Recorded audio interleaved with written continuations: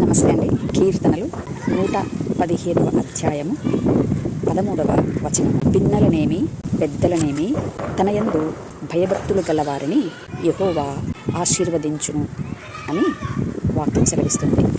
ఇంతకు ఈ భయభక్తులు అనగానేమి, వీటి వలన ఏ మాదిరిగా మానవుడికి దేవుడి నుండి ఆశీర్వాదం లభిస్తుంది అనే విషయాలను ఆలోచన చేసినట్లయితే, భయము అనేది దేహ స్వభావమునకు కారణమైనటువంటి పాపపు నియమము కలిగినటువంటి ప్రాణమునకే.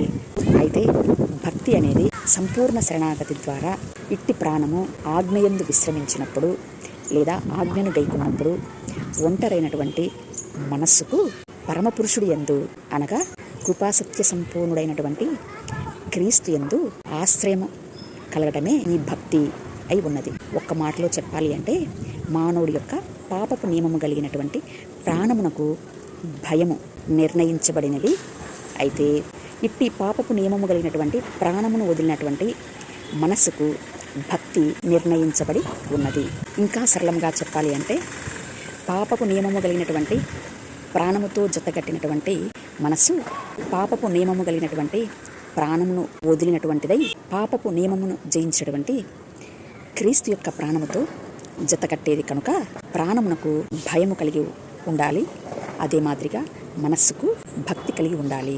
ఇట్టి అనుభవ స్థితిలో దేవుడు మానవుడిని ఆశీర్వదిస్తాడు అనేది ఈ వాక్యం యొక్క లోతైనటువంటి మర్మమై ఉన్నది.